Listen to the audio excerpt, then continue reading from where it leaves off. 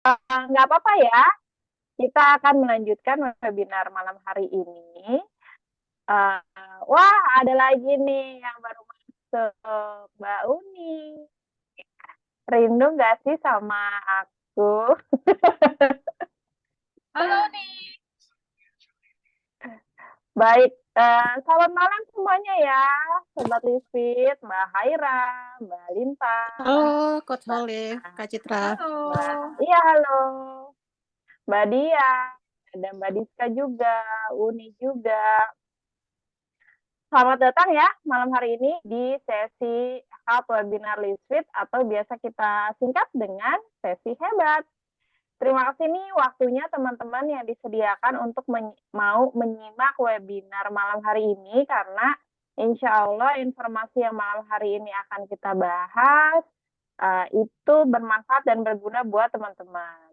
Iya Uni nggak apa-apa, yang bisa off cam nggak apa-apa. Sambil makan malam ya teman-teman semuanya, karena memasuki jam makan malam, jadi boleh sambil makan malam, sambil berkumpul dengan keluarga di rumah juga nggak apa-apa. Sambil menyimak sesi hebat malam hari ini. Malam hari ini kita akan membahas tentang, wah, pasti banyak bertanya-tanya nih ya teman-teman, especially yang menjalankan diet, yang baru menjalankan diet. Seperti aku juga dulu pemula-pemula saat menjalankan diet, aduh kenapa ya udah diet kok BB-nya stuck sih gitu. Atau ada lagi pertanyaan, aduh udah diet kok berat badannya segitu-segitu aja sih gitu. Atau misalkan yang udah diet 5 bulan, wah udah turun nih 5 bulan, aku turun 4 kilo gitu ya. Tapi di bulan kelima sampai bulan ketujuh, kok udah sih turunnya segitu aja, kok nggak turun-turun lagi gitu ya.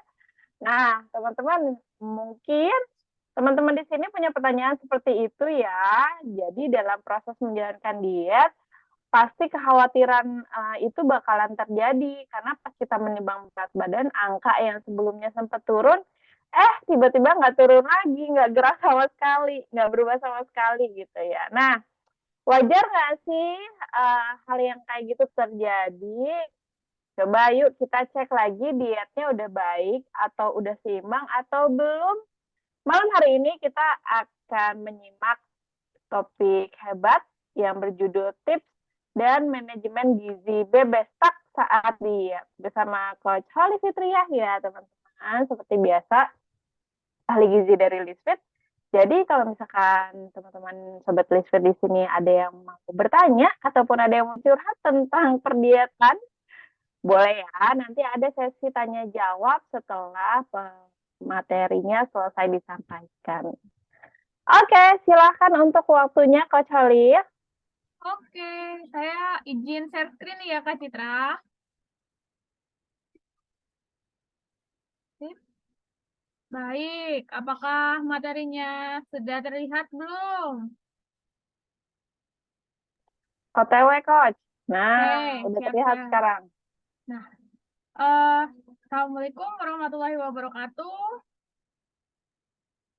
Selamat malam semua teman-teman siswit. Oke, ini malam satu. Waalaikumsalam.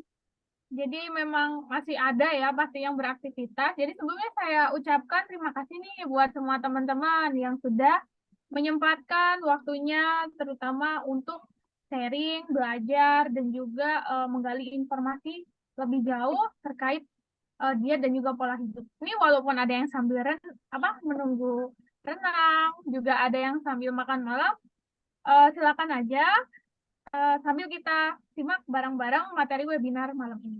Nah, untuk malam ini yaitu terkait yang mungkin aplikatif dan juga pernah ya kita rasain, kayak misalnya saya udah usaha nih, saya udah ikut diet, saya udah menjaga pola makan, kok ternyata berat badan saya setelah turun sekian bulan, sekian kilo, hanya stuck di angka sekian gitu. Tentu ini menjadi evaluasi ya untuk kita.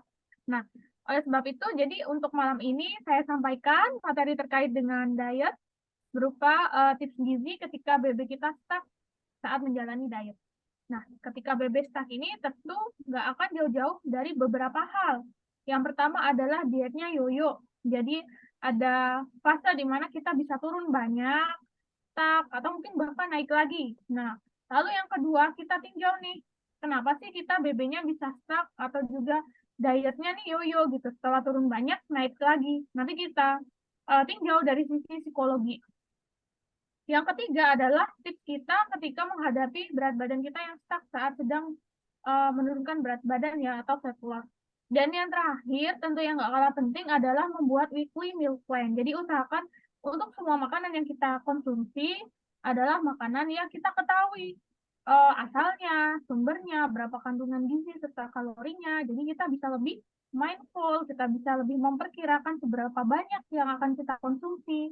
Nah, tentu ini nanti menjadi ilmu bagi kita semua. Bahkan mungkin teman-teman nanti di sini juga sudah banyak pasti yang paham ya untuk mengira-ngira nih seberapa banyak kalori yang saya makan atau kandungan gula natriumnya seberapa banyak. Nah, itu juga perlu untuk kita ketahui. Kalau misalnya kita lagi ngemil nih ya, misalnya ngemil-ngemil makanan kemasan kayak mungkin biskuit atau mungkin roti gandum yang kita konsumsi, tentu kita bisa lihat dong, kita bisa cek di bagian nutrition fact-nya. Tapi bagaimana nih untuk makanan harian, misalnya kayak nasi, jagung, dada ayam. Nah, itu kita juga bisa estimasi atau kita tahu berapa kandungan energi dan gizinya secara lebih mudah ya untuk saat ini. Nanti akan saya jelaskan di akhir. Jadi diet yoyo itu seperti apa sih? Nah, diet yoyo ini terjadi ketika kita sedang melaksanakan program yang namanya fat loss. Tapi fat loss kita adalah tujuannya fokus untuk menurunkan berat badan. Jadi kita ada ambisi ke arah sana. Nah, jadi ada masanya ketika berat badan kita itu akan turun banyak, lalu semakin lama semakin sedikit. Nah, di situ ada fase di mana kita mulai putus asa. Nah, kondisi inilah yang kemudian menyebabkan kita kadangkala terlena. Akibatnya apa? Akibatnya kita nggak kekontrol lagi pola makannya. Kita mungkin terlalu strict di diet yang sebelumnya, sehingga kita ada kecenderungan untuk melakukan balas dendam ketika kita rasa udah, oh cukup nih berat badan saya. Yang terjadi apa? Yang terjadi ya penurunan berat badan itu hanya sementara, lalu kondisinya akan meningkat kembali. Nah, peningkatan ini bisa jadi sama atau bahkan lebih dari berat badan kita sebelum melakukan diet. Dan fenomena ini atau kondisi ini juga disebut dengan yo-yo effect atau white cycling. Ini sering terjadi ketika kita menurunkan berat badan secara asal-asalan. Nah, sebenarnya yo-yo syndrome atau kondisi diet yo-yo ini secara kecilnya bisa kita amatin saat kita puasa Ramadan kemarin. Mungkin kalau di sini teman-teman ada yang enggak. Jadi pas sebelum puasa, saat puasa, dan setelah lebaran menimbang berat badannya. Kita cek di situ. Berat badan kita punya kecenderungan akan mengalami penurunan 2-4 kilo selama 1 bulan berpuasa. Tapi setelah itu berat badan kita bakalan naik lagi. Nah, hal ini berhubungan dengan kebebasan kita ya. Biasanya memang masyarakat kita ini memiliki kebiasaan seperti, wah udah nggak puasa nih, jadi saya bebas makan lagi, makan apa aja. Akhirnya ketika terjadi penurunan berat badan, maka diiringi dengan peningkatan berat badan kembali. Nah, ini kita lihat di risetnya, bisa kita lihat dari berat badannya, indeks massa tubuh, dan juga body fat atau lemaknya. Ini mengalami penurunan lalu peningkatan kembali.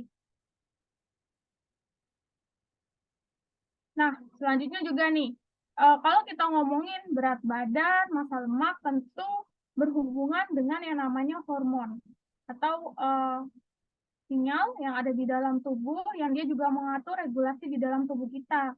Nah, hormon yang berperan penting ketika kita menurunkan berat badan salah satunya adalah si leptin atau hormon pengendali rasa kenyang. Si hormon leptin ini ada di jaringan adiposa atau jaringan lemak yang ada di tubuh kita. Nah, ketika sebelum Ramadan, si leptin ini tinggi, artinya kita makan lalu merasa sudah cukup di dalam lambung, maka hormon leptin nanti akan memberikan sinyal ke dalam tubuh kita bahwa kita udah kenyang, sehingga kita stop makan. Tapi hormon leptin ini mengalami penurunan. Nah, berarti kalau misalnya si hormon leptin ini lebih rendah atau turun jumlahnya di dalam tubuh, maka sinyal kenyang yang harusnya kita terima ini dengan baik akan berkurang. Jadi, semisal kita lebih ngeh untuk kenyang, ketika si hormon leptinnya lebih rendah, maka rasa ngeh kita untuk kenyang ini lebih berkurang. Akibatnya apa? Akibatnya kita makan lagi dan makan lagi. Nah, ini adalah yang terjadi ketika kita mengalami diet yoyo ya, atau yoyo syndrome, weight cycling tadi. Ini biasanya terjadi ketika kondisi tubuh kita mengalami kelebihan gizi. Nah, yang terjadi adalah konsumsi makanan yang tinggi kalori, lemak, gula, dan juga kolesterol. Nah, terutama untuk lemak, dia nanti akan disimpan di jaringan adiposa. Jadi, si lemak ini dia akan mengisi sel-sel adiposa. Sel-sel adiposa ini akan mengalami penggembungan ya, atau dia akan membesar sehingga menyebabkan terjadinya proinflamasi atau peningkatan dari sitokin yang di dalam tubuh. Selain itu juga si leptin. Nah, ketika kadar leptin di dalam tubuh itu terlalu banyak, maka akan terjadi hiperleptinemia. Biasanya ini emang dipengaruhi oleh makanan-makanan yang memang tinggi kalori, lemak, dan juga gula. Nah, kondisi seperti ini nanti akan mengarah ke beberapa hal, misalnya kegagalan dari glukosa dan juga metabolisme lemak. Lalu peningkatan nafsu makan, jadi kita akan memiliki nafsu makan yang tinggi. Jadi kita punya rasa lapar yang meningkat ya dibandingkan dengan sebelumnya. Serta yang terakhir adalah penyerapan zat gizi di dalam tubuh ini, terutama di bagian usus halus, menjadi tidak optimal. Nah, ini ada beberapa dampak ketika kita melakukan atau mengalami diet yoyo. Tentu akan terjadi fluktuasi di dalam tekanan darah kita, jadi memang tekanan darah jadi nggak stabil, lalu juga ada fluktuasi pada glomerular filtration rate, atau dia filtrasi untuk darah di dalam ginjal. Jadi semua makanan, obat-obatan, lalu zat adiktif, dan semuanya itu memang filtrasinya di ginjal. Nah, ketika kita BB-nya naik turun, yang nggak stabil, tinggi, rendah, lalu juga secara signifikan, tentu ini nggak bagus juga untuk ginjal kita. Lalu yang nggak kalah penting adalah yang pasti terjadi adalah peningkatan berat badan dan juga fluktuasi gula darah serta lipid. Nah, semua ini terjadi ujung-ujungnya kalau misalnya dibiarkan atau didiemin dalam jangka panjang, tentu akan menyebabkan beberapa penyakit degeneratif. Misalnya apa aja nih? Penyakit kardiovaskular atau penyakit jantung, lalu penyakit ginjal, dan juga yang paling sering adalah diabetes mellitus. Karena ketika yoyo syndrome atau diet yoyo ini terjadi, maka insulin kita akan resisten. Jadi gula darahnya dipaksa buat naik tinggi, turun juga dalam kondisi yang rendah, sehingga si insulin ini akan resisten. Nah, apa aja nih penyebab BB kita stuck? Misalnya kita udah menjalani pola makan dan juga diet selama 3 bulan, 4 bulan, lalu stuck. Yang pertama adalah kita di awal terlalu ketat untuk melakukan diet. Misalnya kita melihat progres dari orang lain atau mungkin progres dari orang yang memiliki banyak pengaruh atau mungkin terkenal. Jadi setelah dia meng-share pola makan dan juga habitnya, kita langsung ikutin. Memang di awal kita akan mengalami penurunan yang cukup banyak, tapi ada di fase tertentu justru berat badan kita akan mengalami stuck, bahkan yoyo ya. Nah, ini juga menjadi pertimbangan bagi kita. Selain itu, biasanya sering terjadi adalah kita terlalu fokus di angka timbangan. Jadi kita ngerasa kayak, loh kok udahan nih, kok udah segini aja berat badannya. Tapi kita lupa untuk mengukur yang gampang-gampang dulu. Misalnya apa? RLPP atau rasio lingkar pinggang dan panggul. Lalu apa lagi? Lalu kita bisa mengecek misalnya di sini di bagian lila juga ada potensi untuk mengalami pengecilan walaupun memang kemungkinannya rendah. Dan yang paling gampang memang adalah mengukur RLPP. Selain itu, misalnya kita ada kapasitas atau misalnya fasilitas untuk melakukan tes body composition, tentu kita bisa mengecek nih, kok BB saya stuck ya? Oh, ternyata ketika saya BB-nya stuck, ada kondisi di mana ternyata fat mass saya mengalami penurunan, tapi muscle-nya mengalami peningkatan. Nah, seharusnya itu menjadi poin yang membahagiakan untuk kita. Tapi karena kita nggak tahu, dan kita fokusnya di angka timbangan, jadi itu bukan hal yang kita nanti-nantikan gitu ya. Yang kedua, kita ikut-ikutan tren diet. Misalnya ada tren diet ala selebgram, lalu ala girl band Korea, atau mungkin diet-diet tertentu yang sebenarnya kita itu kurang memahami teori serta ilmunya, seperti apa yang tepat.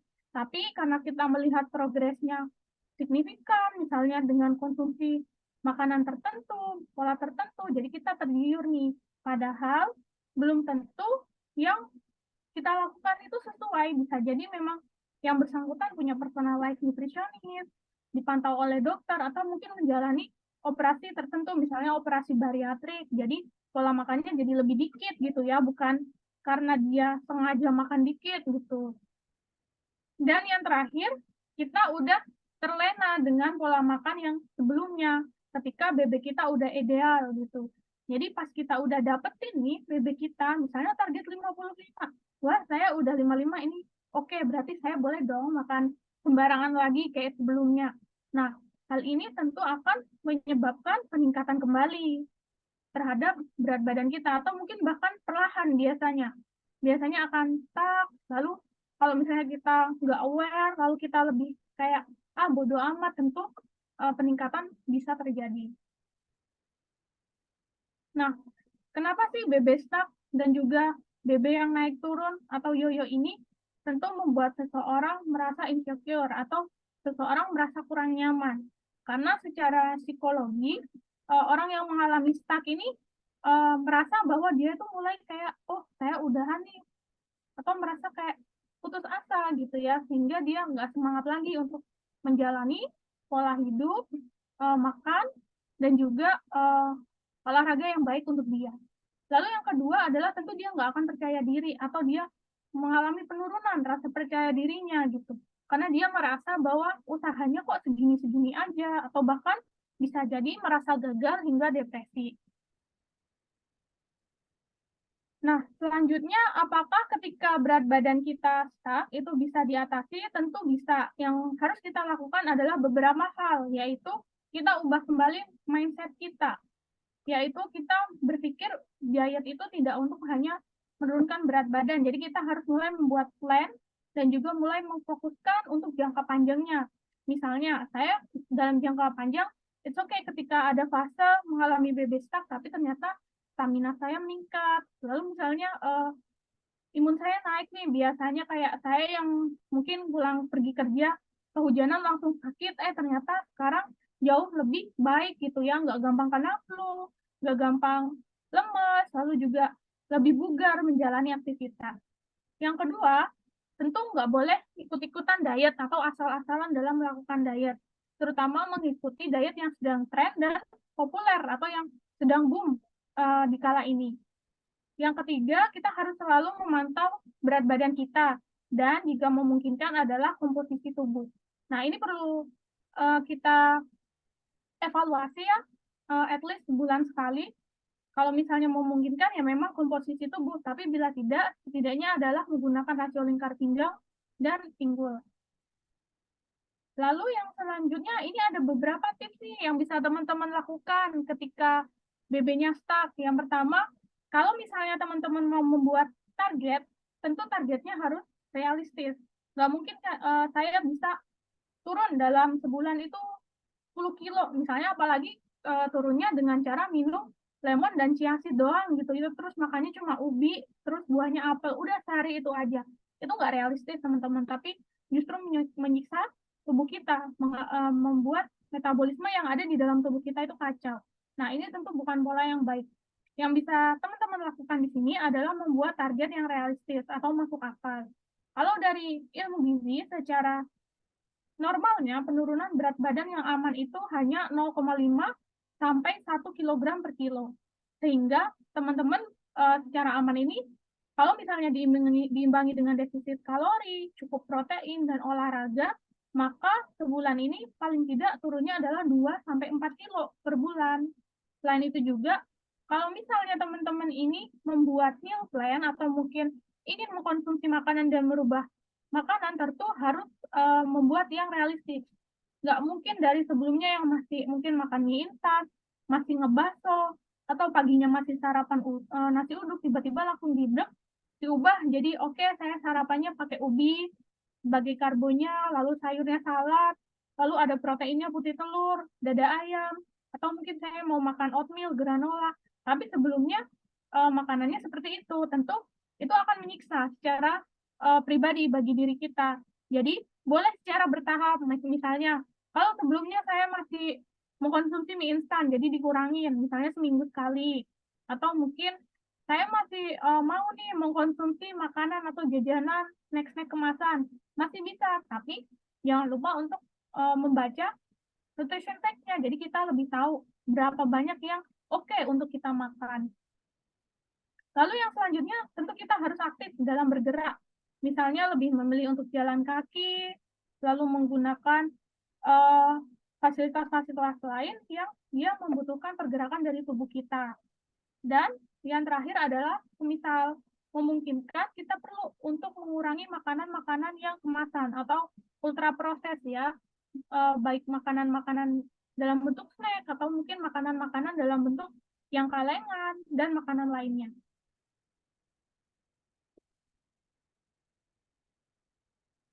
Oke, selanjutnya ini, nah ini ada tips lagi. Jadi kalau misalnya kita sudah terbiasa dengan pola makan yang belajar naik secara bertahap untuk ke yang lebih sehat, misalnya dengan mengurangi yang ultra proses, lalu yang instan-instan, kita belajar naik level nih untuk mengurangi yang deep frying, lalu mengurangi yang banyak sekali garam, gula, dan juga lemak dengan pemrosesan yang lebih sehat. Misalnya kita bisa mengukus atau merebus, atau mungkin sekarang bisa juga ya menggunakan sedikit minyak, misalnya pakai air fryer. Nah, itu juga akan mengurangi lemak yang ada di makanan kita. Dan yang nggak kalah penting, tentu kita harus perbanyak asupan serat. Nah, serat pangan ini, terutama serat larut, bisa kita konsumsi kalau tiap hari kita makan buah dan sayur. Seberapa banyak? Untuk buah itu minimal 150 gram per hari. Sedangkan sayur 250 gram per hari. Jadi sebenarnya kita nggak perlu banget nih konsumsi kayak suplemen serat, atau mungkin konsumsi makanan atau minuman fiber. Kalau misalnya kita tiap harinya udah rajin makan buah dan sayur. Nah, yang nggak kalah penting juga adalah konsumsi air putih untuk melancarkan metabolisme tubuh kita, yaitu sebanyak 2 hingga 3 liter per harinya. Ini ada suatu gambaran ya, jadi kalau misalnya kita pengen tahu seberapa banyak kalori dalam makanan kita, kadang kita suka nggak ya, ini si keripik enteng nih ya, cuma 10 gram dapat banyak, ternyata kalorinya gede gitu. Namanya juga keripik pisang yang di deep frying, terus disalut sama gula gitu. Nah, ini saya kasih gambaran, di mana ada satu porsi nasi semangkuk, beratnya 200 gram. Nah, 200 gram nasi ini memiliki kalori 260 kilokalori. Jadi kalau misalnya kita makan nasi doang, ini kita belum hitung lauk, serat, dari buah dan sayur juga kita abaikan, dan juga snacknya kita abaikan. Ini kita baru makan nasinya doang, 3 kali sehari itu ada kalori yang kita dapat 780 kilokalori. Kita bandingkan pagi-pagi kita nggak mau makan nasi ya, tapi kita pilih alternatif lain, misalnya lebih praktis atau tinggal beli. Misalnya kita makan apa nih? Bakwan satu porsi, satu kecil itu ya, beratnya 50 gram. Lalu roti goreng, beratnya 85 gram. Dan martabak manis sisa semalam, habis beli satu potong doang dengan berat 55 gram. Ini kalorinya, kalau misalnya kita jumlahin, sebanyak 835 kilokalori. Padahal kalau kita jumlah nih ya, secara gramasi 50, 85, dan 55 gram, ini nggak nyampe 200 gram beratnya. Alias nggak nyampe satu mangkok sedang nasi. Nah, tapi ternyata kalorinya melebihi ketika kita mengonsumsi satu porsi nasi. Tentu karena di sini ada proses deep frying yang menyerap minyak banyak. Lalu juga di misalnya martabak ini menggunakan krimer kental manis yang banyak juga, belum lagi gulanya, belum lagi juga bahan dari tepung ya. Tepung kan kita tahu sendiri dia termasuk karbo sederhana dan kalorinya juga tinggi. Nah, kita bandingin nih ketika kita makannya 3 kali lipat. Misalnya mengambil bakwannya 3, roti gorengnya 3, dan juga martabak manisnya 3, maka kalorinya ini 2.505 kilokalori. Ini kurang lebih setara dengan kalori ketika seseorang yang dalam kondisi underweight ingin meningkatkan berat badan. Jadi ini makannya terlalu banyak ya. Dan juga minim kandungan gizi lainnya, misalnya yang kita butuhin protein. Proteinnya mana nih? Karena ini dominasinya adalah lemak, kalori, dan juga gula. Lalu yang selanjutnya yang nggak kalah penting, kita harus melakukan olahraga. Misalnya kita mulai dengan olahraga 4 kali dalam seminggu, lalu meningkat 5 kali dalam seminggu. Frekuensinya juga harus disesuaikan tentu dengan kondisi kita atau kemampuan kita. Nah, orang-orang yang misalnya dalam kondisi obesitas tentu tidak direkomendasikan untuk melakukan olahraga kardio gitu ya, karena tentu akan menyebabkan pergerakan sendinya jadi tidak baik, sehingga mungkin nanti akan lebih mudah sakit atau mungkin lebih mudah pegal-pegal.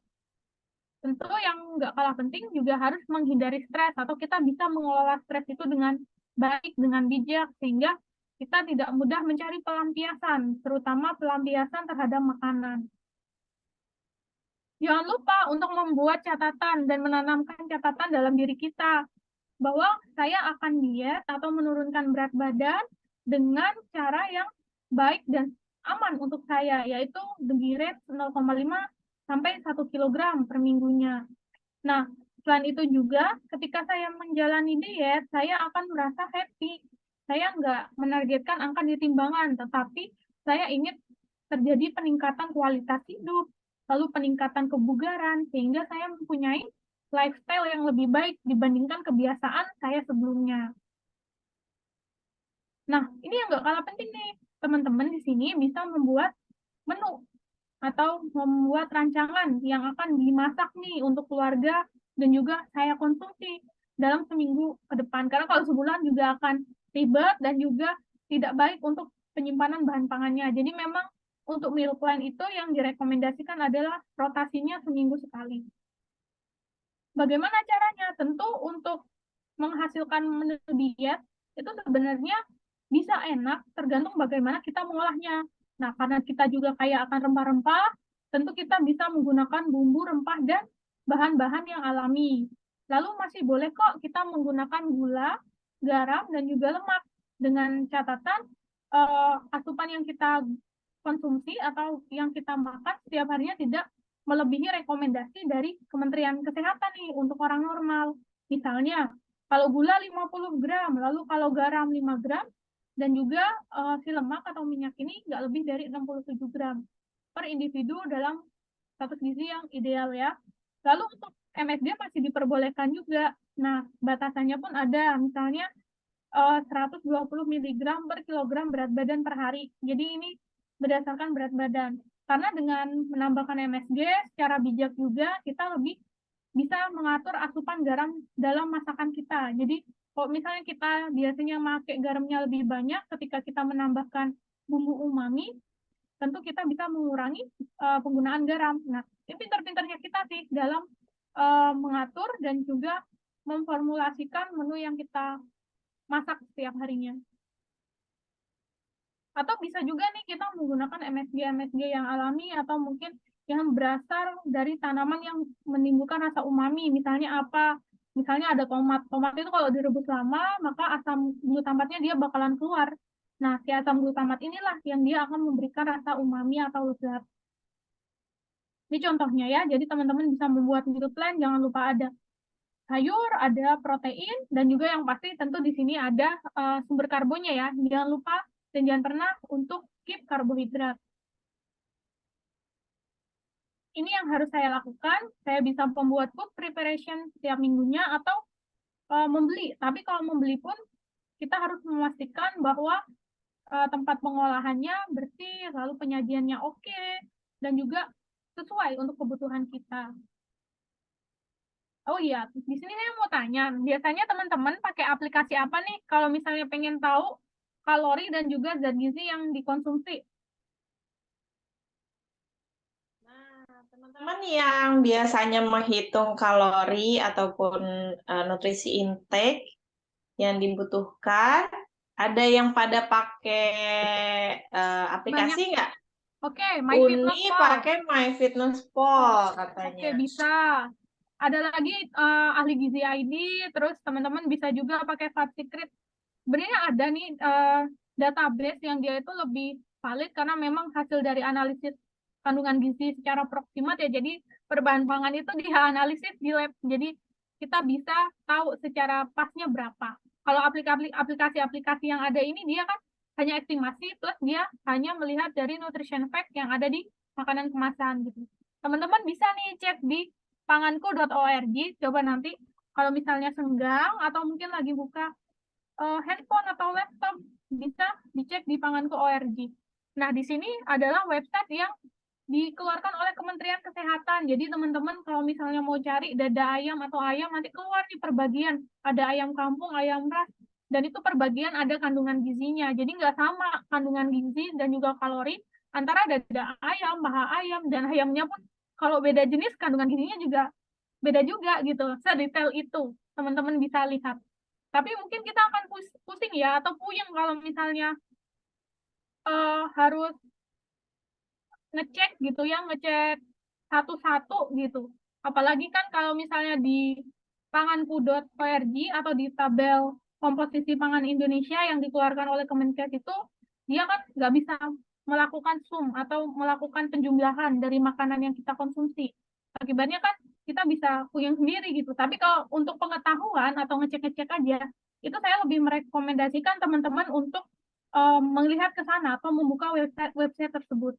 Tapi kalau misalnya untuk pengen cepetnya atau mungkin pengen tahu ya pasnya berapa, nah ini salah satunya menurut saya yang paling oke, teman-teman bisa download FatSecret di Play Store masing-masing. Jadi nanti teman-teman bisa cari dan juga bisa jumlahkan berapa banyak kebutuhan gizi serta asupan makanan teman-teman. Jadi kayak teman-teman tuh makan pagi di sini misalnya ambil roti gandum 2 lapis, lalu pakai scramble egg, lalu pakai selada dan juga Thousand Island.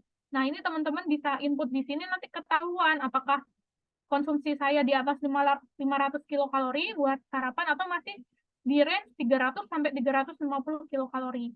Begitupun nanti ada snack dan juga makanan berat lainnya ya. Nah, ini misalnya, ternyata konsumsi hariannya udah nyampe 2.455. Wah, banyak ya. Tentu ini kalau untuk orang yang sedang menjalani fat loss atau sedang ingin menurunkan berat badan, harus jadi evaluasi sendiri. Kadang kita sering nggak ngehnya tuh makanan yang snack ya, karena kan kelihatannya enteng, kecil-kecil. Ternyata kalori sama lemaknya lumayan gede gitu. Misalnya kerupuk, keripik, chips, apalagi tuh ya. Gorengan, si martabak juga ya, kecil-kecil, gede kalorinya ya. Kecil-kecil cabai rawit juga dia. Jadi kita perlu untuk sesekali mengetahui atau mengecek kandungan gizi makanan yang kita konsumsi. Nah, seperti hal yang sederhana, misalnya ketika di sini teman-teman tiap pagi sarapannya mungkin keburu, buru-buru berangkat, buru-buru ngantar anak ke sekolah. Jadi yang praktis nih, pakai roti gandum. Kita mulai harus rajin nih untuk membaca yang namanya label nutrition fact. Karena kenapa? Ternyata kita seringkali terkecoh nih dengan klaim pangan yang ada di kemasan. Misalnya di kemasannya ditulisnya roti gandum, gandumnya tulisannya gede, ada gambar gandumnya gede juga. Pas kita baca di belakang, di bagian nutrition fact-nya, kita bandingkan dengan roti biasa, roti tawar biasa. Dalam pertakaran sajinya ya, sama-sama 50-an gram. Ternyata kalorinya nggak jauh berbeda nih teman-teman antara yang roti gandum dengan roti putih biasa. Lemaknya juga, lalu karbohidratnya juga malah beda 1 angka, seratnya ternyata hanya beda 3 gram gitu. Berarti kan nggak terlalu jauh gitu. Kenapa nggak saya beli roti biasa aja, tapi saya makan salad sayurnya yang banyak. Jadi saya bisa dapat seratnya at least sekitar 15-20 gram gitu. Jadi kita bisa memenuhi kebutuhan serat kita dengan lebih baik. Dan biasanya yang ada gandum-gandumnya ini kecenderungan harganya lebih mahal dibandingkan yang biasa. Padahal secara kandungan gizi ternyata nggak jauh beda. Nah, ini tentu menjadi salah satu hal yang harus kita perhatikan juga gitu ya. Barangkali kita pengennya membeli suatu produk itu mahal tapi dapat yang bagus nih. Ternyata setelah kita cek, ternyata nggak jauh berbeda dengan yang harganya standar gitu. Tentu kita kan nggak ingin ya kayak gitu. Jadi kita harus lebih sering-sering lagi untuk membaca label gizi yang ada di pangan kemasan. Oke, demikian yang saya sampaikan. Kurang lebihnya saya mohon maaf, saya kembalikan ke Kak Citra. Oke, terima kasih Coach Olive untuk materinya. Wah, ini kembali ya mengisi amunisi kita tentang ilmu-ilmu perdietan, bahwa diet itu sebenarnya nggak sekedar mengurangi makan, diet itu tidak sekedar mengurangi porsi, tapi lebih ke pintar menyeimbangkan nutrisi yang dibutuhkan oleh tubuh gitu ya. Pintar menyeimbangkan nutrisi yang kita makan. Jadi jangan sampai karbonya banyak, sayurnya sama proteinnya seiprit gitu. Jangan sampai kayak gitu, tapi lebih diseimbangkan antara nutrisi makro dan juga nutrisi mikronya gitu ya. Nah, teman-teman sekalian, ada yang mau bertanya? Boleh banget kok. Ada yang mau curhat, misalnya, Coach Olive, aku kok berat badannya stuck segini aja sih dari 3 bulan yang lalu.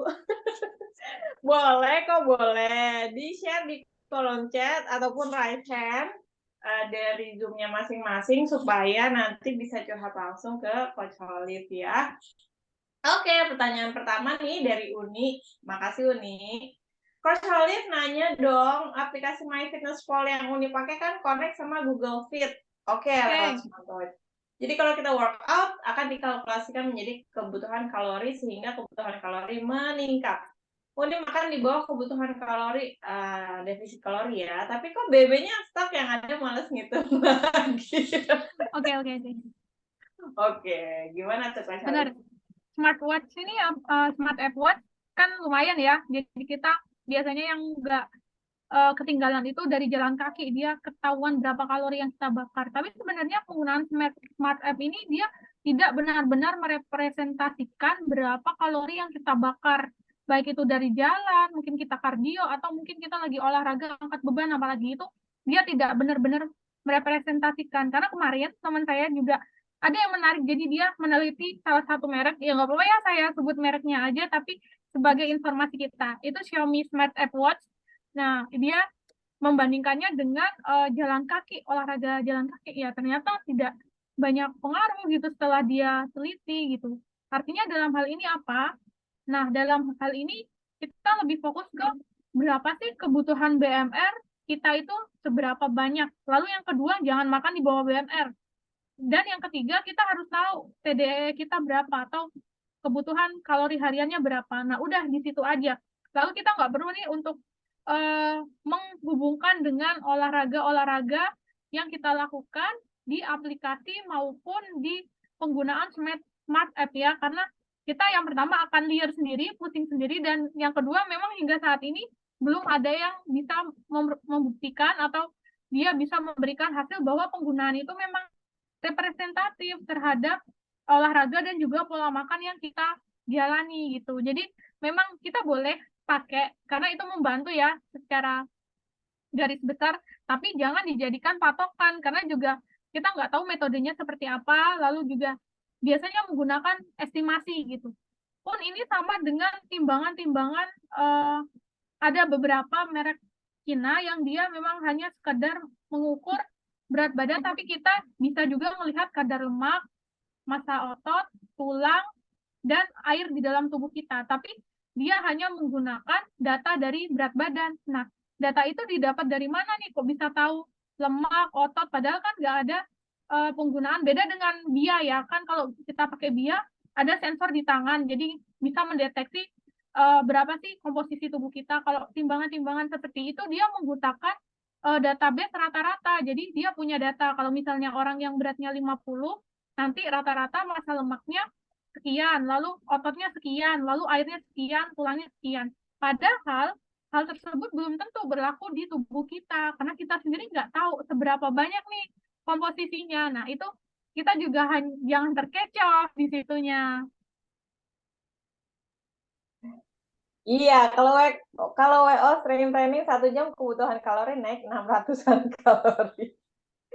Iya, jadi makanya sebenarnya menurut aku ya apa namanya, teknologinya sebagus apapun yang berhubungan dengan mendeteksi tubuh sih tetap belum bisa dijadikan patokan ya, Coach Olive ya.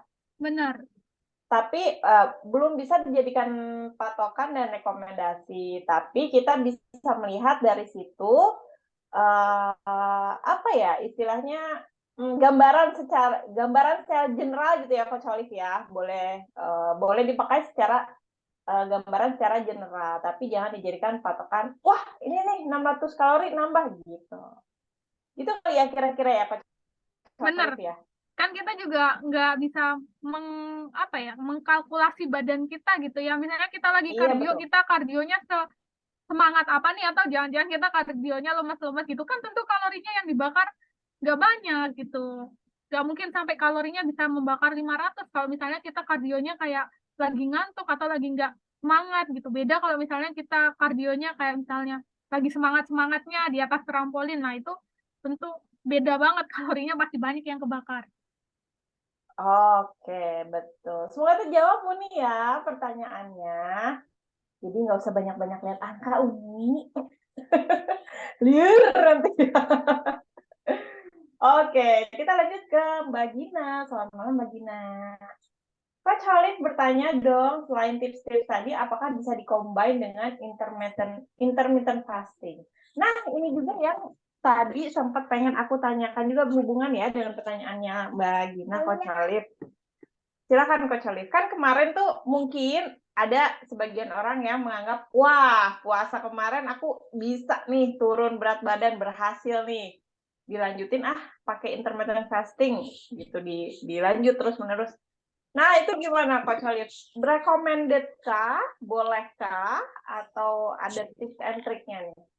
Oke, pertama memang sekarang itu intermittent fasting di tren diet ya, banyak sih yang mulai meneliti, dia juga mulai memberikan hasil-hasil yang baik, yang jeleknya juga ada, atau side effect-nya juga ada.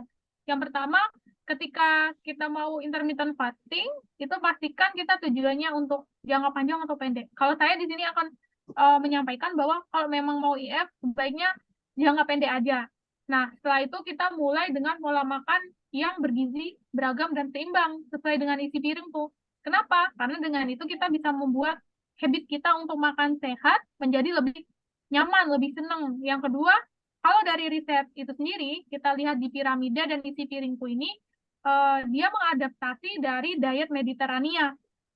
Jadi diet Mediterania ini udah digunakan selama beratus-ratus tahun dan juga sudah memberikan banyak sekali dampak yang positif, bukan hanya untuk kebugaran, bukan hanya untuk lifestyle maupun untuk kesehatan, tapi ternyata dengan diet Mediterania itu dia bisa menurunkan prevalensi terjadinya penyakit degeneratif. Jadi kayak DM, jantung, kolesterol, asam urat itu turun prevalensinya ketika seseorang menjalani diet Mediterania.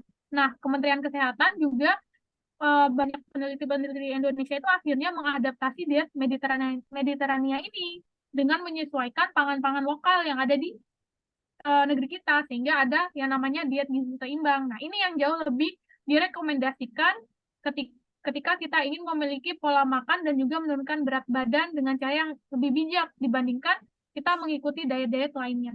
Tapi secara ini, kalau misalnya ditanya apakah IF aman, tentu aman. Sejauh kita memang fit, lalu yang kedua tidak memiliki asam lambung, serta tidak memiliki risiko atau potensi mengalami hiperglikemi atau bahkan diabetes mellitus. Jadi silakan kalau misalnya mau dijalani, tapi jangan lupa untuk mengenali dirinya sendiri dulu ya.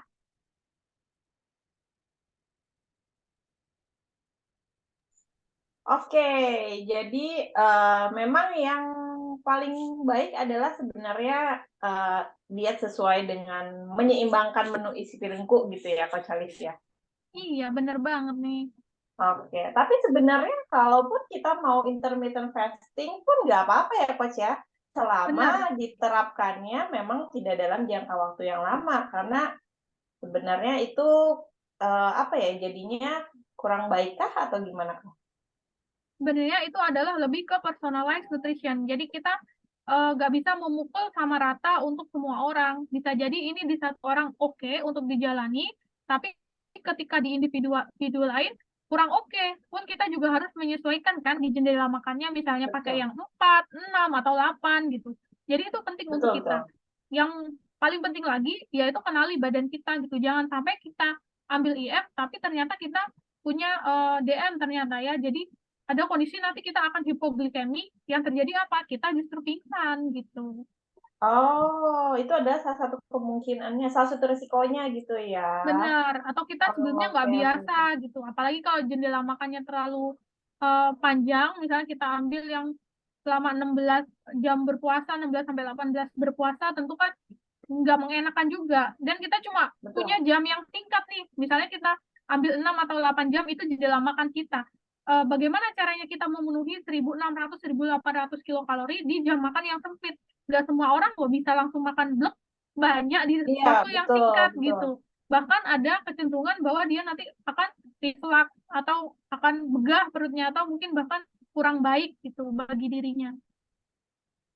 Iya, oke, betul, betul, betul. Jadi itu kembali lagi ya, sebenarnya ada sisi baiknya juga ya, kita pernah mencoba beberapa tipe diet gitu. Jadi kita tahu mana diet yang kira-kira aplikatif untuk tubuh kita, mana diet yang tidak aplikatif untuk tubuh kita gitu ya.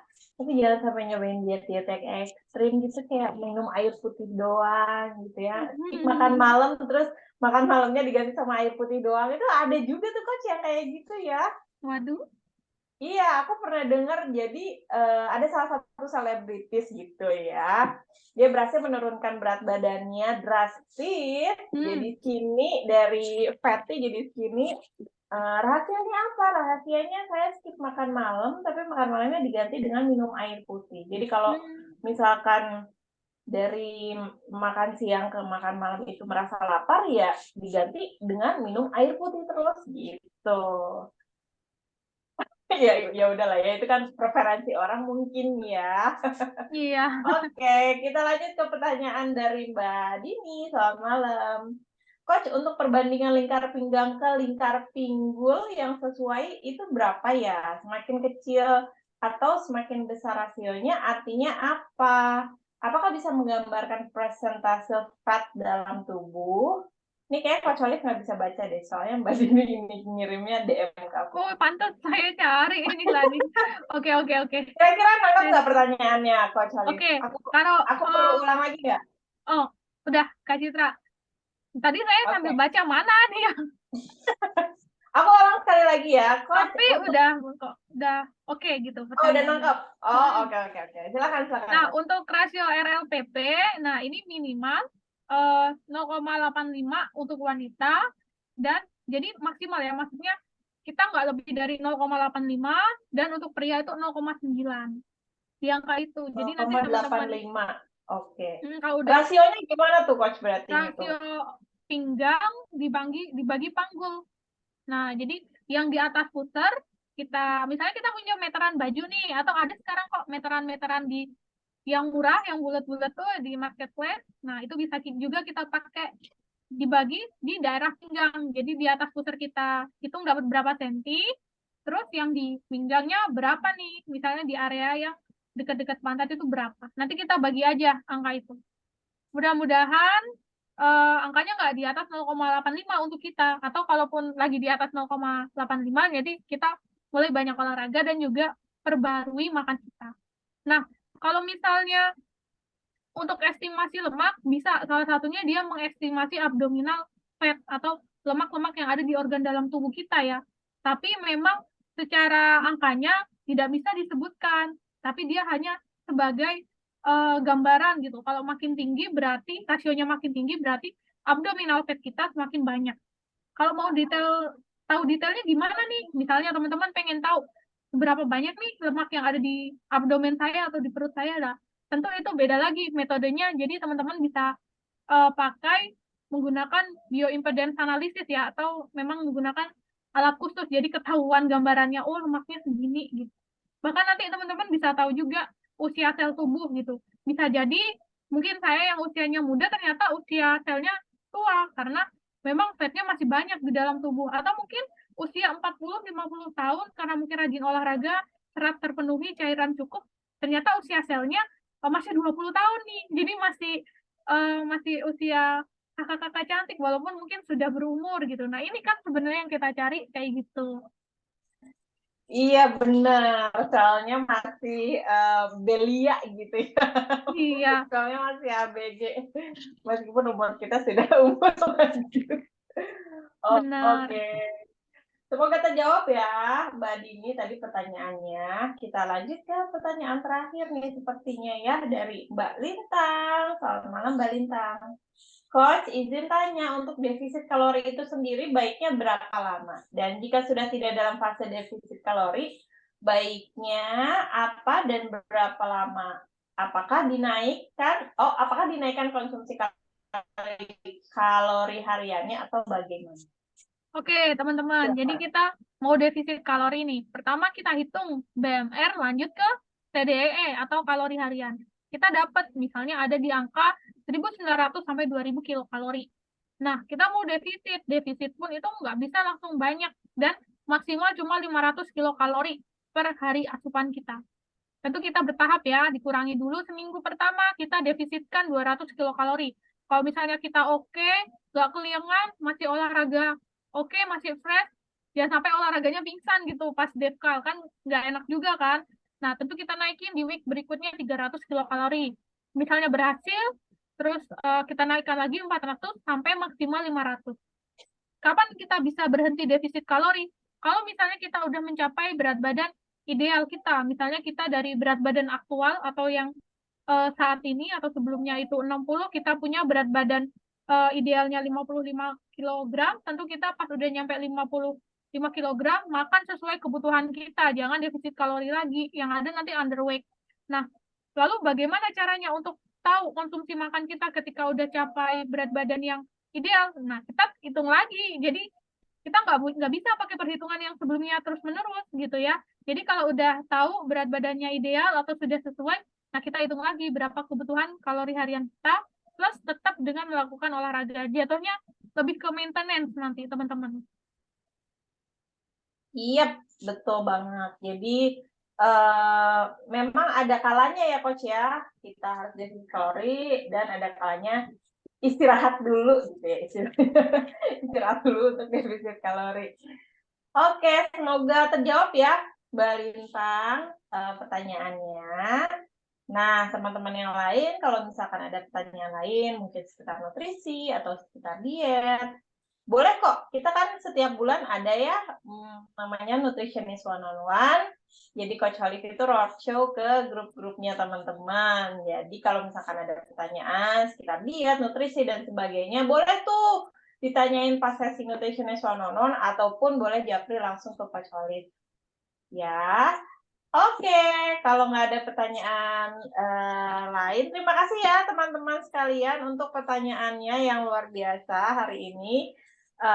Dan juga waktu teman-teman semuanya yang sudah disempatkan untuk menyimak sesi hebat malam hari ini. Terima kasih juga. Dan aku juga pribadi sama juga nih Coach ya. Habis lebaran tuh kan Mbak Gina balik modal. udah turun pas bulan puasa kan ya, habis lebaran jeng balik modal lagi. Jadi langsung semua Gina.